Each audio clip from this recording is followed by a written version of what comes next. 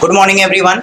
I welcome to all my YouTube channel, and now we are going to study about समानांतर श्रेणी यानी कि arithmetic progression. ठीक है, ये चैप्टर नंबर 5 है क्लास 10 के लिए। तो अगर आप हमारे चैनल पर नए हैं तो चैनल को सब्सक्राइब कर लीजिए, बेल आइकन को प्रेस करिए ताकि अन्य वीडियो का नोटिफिकेशन आपको जल्दी से मिल सके। तो चलिए शुरू करते हैं सबसे पहले समानांतर श्रेणी के बारे में। तो इसके बारे में कुछ जान लेते हैं। ठीक है, श्रेणी जो समानांतर श्रेणी है इसको हमारे जो साइंटिस्ट हैं रामानुजन ने दिया था, और आपको जैसे पता है कि वो हमारे नोबेल प्राइज साइंटिस्ट हैं हमारे इंडिया के, और साथ ही साथ उन्होंने इस श्रेणी को बहुत ही बखूबी प्रदर्शित किया था। जैसे कि आप अगर रियल लाइफ से लें तो रियल लाइफ में आपने सूरजमुखी के फूल को देखा होगा। ठीक है, मैं आपको स्क्रीन पे उसके पिक्चर भी दे रहा हूँ। तो इस फूल में आप देख रहे होंगे कि सूरजमुखी में किस प्रकार से जो इसके दाने हैं उसके पैटर्न बने हुए हैं। ठीक है, साथ ही साथ आप मधुमक्खी के छाते को देखिए। मधुमक्खी के छाते भी जो उसमें होल्स हैं वो एक निश्चित यानी कि डेफिनेट पैटर्न को फॉलो करते हैं। ठीक है, या फिर आप जैसे सीढ़ियाँ चढ़ते हैं या सीढ़ियाँ उतरते हैं, उन सभी में कुछ ना कुछ पैटर्न होता है। या फिर आप आसमान में चिड़ियों को उड़ते देखते होंगे, तो उन चिड़ियों वो जो चिड़ियाँ उड़ती हैं वो भी एक निश्चित पैटर्न को फॉलो करते हुए ही अपना जो पाथ है वो सरवाइव करती हैं उड़कर। ठीक है, तो उसी क्रम में अगर हम एक नए एग्जाम्पल को समझने की कोशिश करें कि अगर मान लीजिए हमारे पास सीढ़ी है। ठीक है, मैं एक रफ डायग्राम सीढ़ी का बना देता हूं, और इसमें कहा जाए कि जितने भी इसके स्टेप्स हैं, ठीक है, ऐसे बहुत सारे स्टेप्स हैं। अगर एक स्टेप जो है वो मान लीजिए आपका है 50 सेंटीमीटर का। ठीक है, और जैसे जैसे हम ऊपर जाने की कोशिश करते हैं ये स्टेप जो है वो 5 सेंटीमीटर से कम होना शुरू कर देता है, मतलब उसमें से घटना शुरू होता है। अगर ये 50 है तो ऊपर वाला कितने का होगा? अगर पहला 50 है तो ऊपर वाला 45, उसके ऊपर वाला 40, उसके ऊपर वाला 35, उसके ऊपर वाला 30, उसके ऊपर वाला 25। ठीक है, इसी तरह से फॉलो वो करता है। ठीक है, या फिर ऐसे समझिए कि कोई लड़की है मीना। ठीक है, मीना नाम की कोई लड़की है, इसके पिताजी ने इसको 800 रुपया दिया। ठीक है, और कहा कि मैं तुम्हारे हर एक जन्मदिन पर मैं तुम्हारे गोलक में 50 रुपया एक्स्ट्रा दूंगा ताकि तुम उसको स्टोर कर सको। तो ये बताइए, जब दिया तो कितना था? 800। अगले जन्मदिन पर ये कितना हो जाएगा? 850। उसके अगले जन्मदिन पर ये हो जाएगा 900। उसके अगले जन्मदिन पर हो जाएगा 950। उसके अगले जन्मदिन पर ये हो जाएगा 1000। ठीक है, तो ये देख रहे होंगे ये जो अमाउंट था वो धीरे धीरे बढ़ते जा रहा है। जैसे ही यहाँ सीढ़ियों की लंबाइयाँ थी धीरे धीरे घटती जा रही है। तो एक निश्चित पैटर्न को फॉलो करते हैं, इसे ही हम कहते हैं सीक्वेंस। सीक्वेंस यानी कि श्रेणी। सीक्वेंस यानी कि श्रेणी। ठीक है, श्रेणी आप समझ गए श्रेणी क्या होता है? यानी कि एक ऐसे संख्याओं का श्रृंखला या संख्याओं का समूह जो किसी निश्चित गुण का पालन करती है। यानी कि उसमें हो सकता है कुछ नंबर्स घटाकर अगला नंबर्स प्राप्त किया गया हो, कुछ जोड़कर प्राप्त किया गया हो, या हो सकता है कुछ गुणा कर प्राप्त किया गया हो। जैसे मान लीजिए कोई धन जो है वो 10,000 रुपया है, या 1,000 कर देते हैं, और वो हर साल जो है 5% की दर से वृद्धि हो जाती है। यानी कि हर साल वो 5% बढ़ जाता है। तो अब बताइए 1,000 का 5% कितना होगा? बटे 100 होगा। 0 से 0 कैंसिल, यानी कि 50। यानी हर साल 50 रुपया वो बढ़ जाता है। तो अगले साल कितना हो जाएगा? ये अगले साल हो जाएगा 1050। उसके अगले साल 1100, उसके अगले साल 1150। तो इस तरह ये अमाउंट क्या हो रहा है? बढ़ते जा रहा है। तो आप देख रहे होंगे कि ये भी एक निश्चित पैटर्न को फॉलो करता है। यानी कि ये क्या है? श्रृंखला में है, श्रेणी में है। ठीक है, श्रेणी में, जिसको इंग्लिश में हम सीक्वेंस भी कहते हैं। ये आप ग्रेजुएशन में सेकेंड ईयर में बहुत डिटेल से आप इसके बारे में पढ़ने वाले हैं। ठीक है, तो अभी खैर हमें बहुत ही स्मॉलेस्ट फॉर्म में इसको पढ़ना है, बहुत छोटे रूप को उसको पढ़ना है। तो इसे श्रेणी कह दिया रामानुजन ने, और उन्होंने साथ ही साथ ये भी कहा कि एक ऐसा श्रेणी, ठीक है, जिसका प्रत्येक पद अपने किसी पूर्व पद में निश्चित संख्या को जोड़ने पर प्राप्त हो, तो उस श्रेणी को हम कहेंगे समानांतर श्रेणी। जैसे इसको देखिए, इस वाले क्रम को, यहाँ 50 है, उसका अगला क्या है? 45 है। तो ये बताइए, इसमें अगर हम -5 को जोड़ दें तो ये घटे, एक्चुअल में जोड़ने का क्या मतलब है, प्लस माइनस माइनस, यानी कि वो घट रहा है, यानी घटा तो कितना आया 45, फिर इसमें भी -5 जोड़ा तो हो गया 40, इसमें भी -5 जोड़ा हो गया 35, इसमें भी -5 जोड़ा हो गया 30, इसमें भी -5 जोड़ा हो गया 25। यानी कि एक निश्चित संख्या को जोड़ने पर हमें उसका अगला पद प्राप्त हो रहा है। ऐसे ही इसको लीजिए, इसमें 800 है, इसमें 50 जोड़ा कितना हो गया 850, इसमें भी 50 जोड़ा हो गया 900, इसमें 50 जोड़ा हो गया 950, इसमें 50 जोड़ा हो गया 1000। यानी कि एक ऐसा श्रेणी जिसके प्रत्येक पद को उसके पूर्व पद में एक निश्चित संख्या जोड़ने पर प्राप्त होती है, उस श्रेणी को क्या कहते हैं, उस श्रेणी का नाम दे दिया गया समानांतर श्रेणी। ठीक है, क्या कह दिया गया, समानांतर श्रेणी। तो समानांतर श्रेणी के बारे में आपको मेरे ख्याल से सभी चीज क्लियर हो गया होगा कि समानांतर श्रेणी कहते किसे हैं। ठीक है, अब समानांतर श्रेणी तो हो गया, अब ये अलग अलग इनका क्या नाम हो सकता है ना, जैसे आप मान लीजिए एक क्लासरूम की बात करें तो एक क्लासरूम में बहुत सारे स्टूडेंट होते हैं, उन स्टूडेंट्स का अलग अलग नाम होता है, लेकिन संयुक्त रूप से उन्हें क्या कहते हैं, स्टूडेंट्स कहते हैं। और पूरे समूह को क्या कहते हैं कि ये भैया कक्षा 10 के बच्चे हैं, समूह का नाम दे दिया गया, लेकिन समूह के सदस्यों को क्या कहा गया कि ये स्टूडेंट्स हैं। उसी प्रकार इनके समूह को हम समानांतर श्रेणी कहते हैं। समूह को क्या कहते हैं, समानांतर श्रेणी कहते हैं। क्यों कहते हैं, क्योंकि इसका प्रत्येक पद पूर्व पद में निश्चित संख्या जोड़ने पर प्राप्त होता है। डेफिनेशन याद होगा, एक ऐसा श्रेणी जिसका प्रत्येक पद पूर्व पद में किसी संख्या को जोड़ने पर प्राप्त होता है, उसे क्या कहते हैं, समानांतर श्रेणी कहते हैं। अच्छा ठीक है, ये एक निश्चित संख्या जो हम जोड़ रहे हैं इसका भी एक नाम होता है, इसका नाम होता है सार्व अंतर। ठीक है, ये नाम याद रखना है, सार्व अंतर या सर्वांतर। इसको अगर मिला देंगे तो क्या बन जाएगा, सर्वांतर बनेगा। ठीक है, और इसको इंग्लिश में कहते हैं कॉमन डिफरेंस।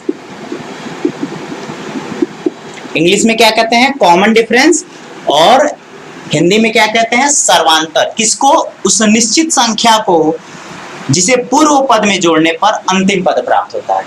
ठीक है, और प्रत्येक जो वैल्यू है, यानी कि हर एक जो संख्या है, इसको हम पद कहते हैं, इंग्लिश में कहते हैं टर्म। ठीक है, इंग्लिश में बार बार इसलिए कहता हूं क्योंकि आप जो ही आप हायर सेकेंडरी स्कूल क्रॉस करेंगे, यानी कि इंटर पास करेंगे, तो आपको सभी चीजें मैथमेटिक्स में इंग्लिश में मिलेंगी, हिंदी में नहीं मिलेंगी। तो अभी से आदत डाल लीजिए कि हर एक टर्म्स को या हर एक शब्द को इंग्लिश में क्या कहते हैं, ताकि आपको इंटर के बाद जो क्लासरूम है वो काफी इजी हो जाए। ठीक है, तो चलिए, अभी तक हमने क्या क्या जाना, समानांतर श्रेणी जाना, सबसे पहले श्रेणी जाना, श्रेणी के बाद समानांतर श्रेणी जाना, समानांतर श्रेणी में सर्वांतर को जाना, और ये उसका क्या कहलाता है, प्रत्येक पद कहलाता है।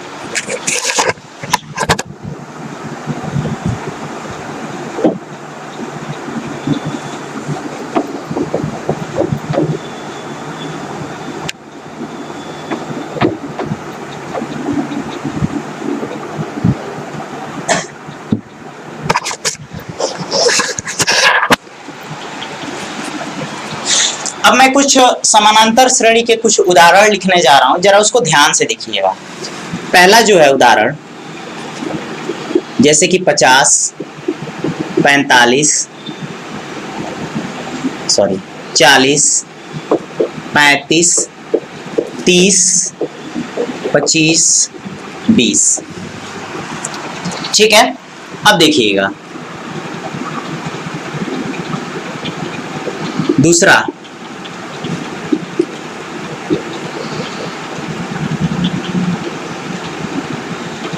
100, 80, 60, 40, 20, 0, -20, -40,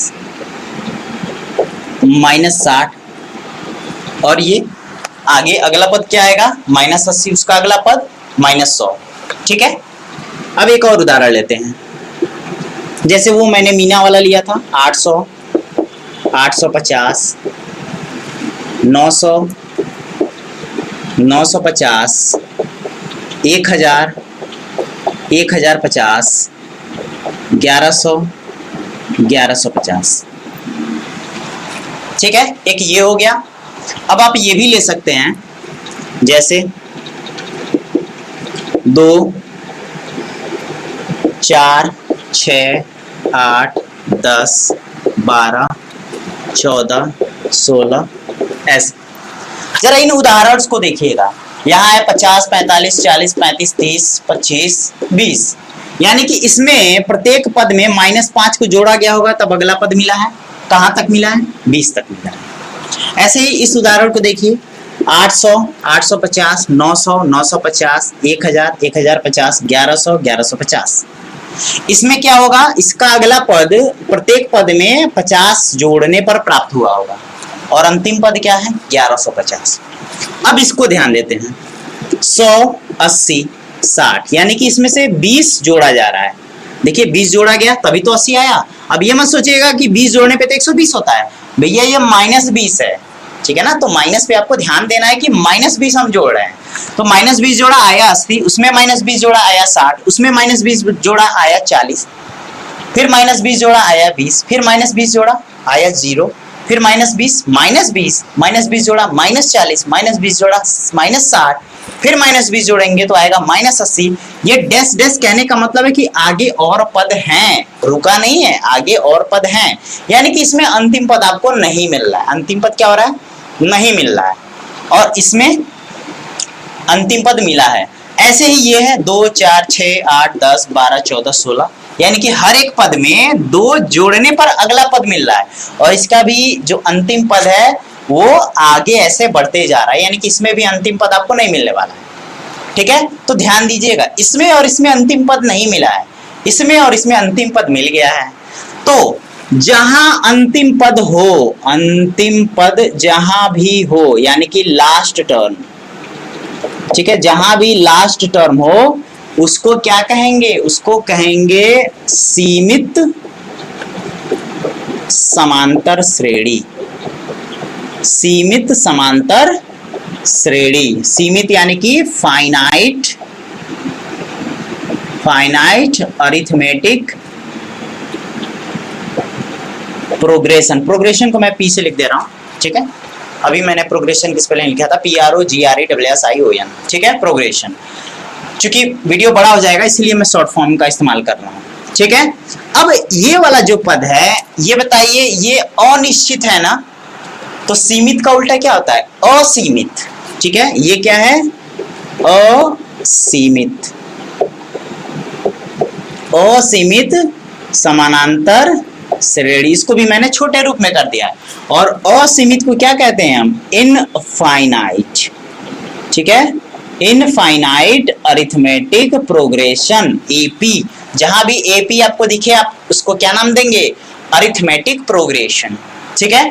यानी कि असीमित समानांतर श्रेणी को क्या कहेंगे? Infinite arithmetic progression. तो देखिए अभी निकल के क्या आया? जो समानांतर श्रेणी है उसके 2 प्रकार होते हैं। पहला जो प्रकार है सीमित समानांतर श्रेणी। सीमित समानांतर श्रेणी की क्वालिटी क्या होनी चाहिए? सीमित समानांतर श्रेणी की क्वालिटी होनी चाहिए कि जो इसमें अंतिम पद होगा, लास्ट टर्म होगा, वो मिलेगा। और असीमित समानांतर श्रेणी की क्या विशेषता होगी कि इसमें जो अंतिम पद होगा वो आपको नहीं मिलेगा, क्योंकि आप जो ही अंतिम पद जो बोलेंगे उसमें अगला पद जोड़ने पर जो समांतर होगा यानी कि कॉमन डिफरेंस होगा, आप उसको जोड़ेंगे, उससे आगे का नंबर आपको मिल जाएगा, ठीक है। तो 2 प्रकार हुआ, असीमित समानांतर श्रेणी और सीमित समानांतर श्रेणी। अब जरा ध्यान से समझिएगा,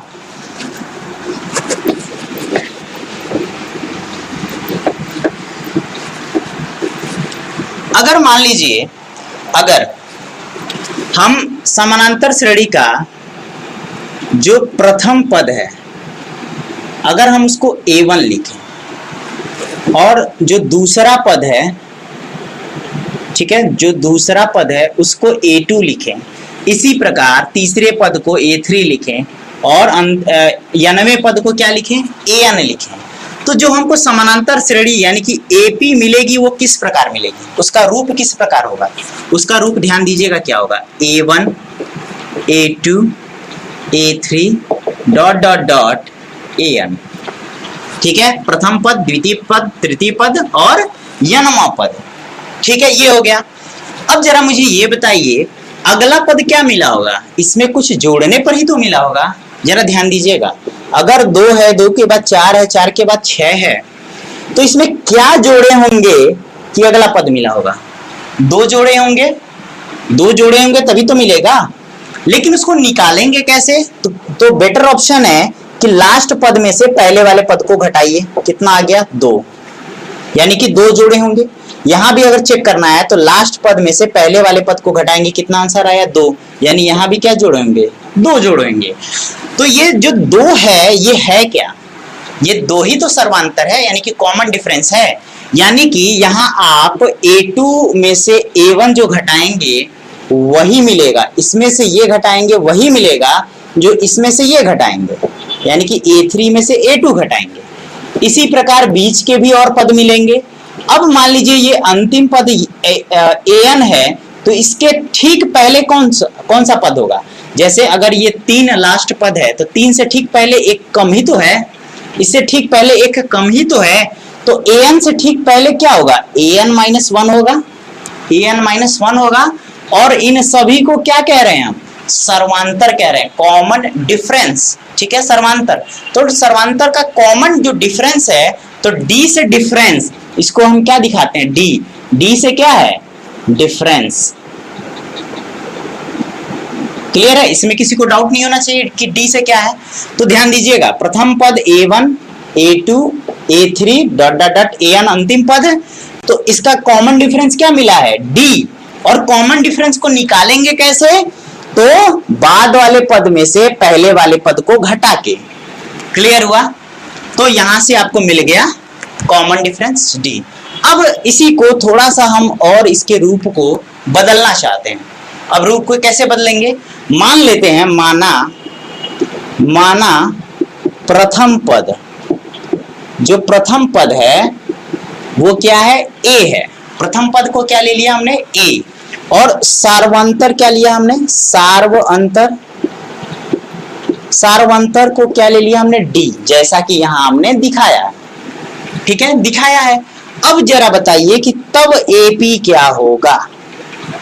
अगर प्रथम पद A है, सर्वांतर D है, तब आपको AP क्या मिलेगा? AP यानी कि समांतर श्रेणी।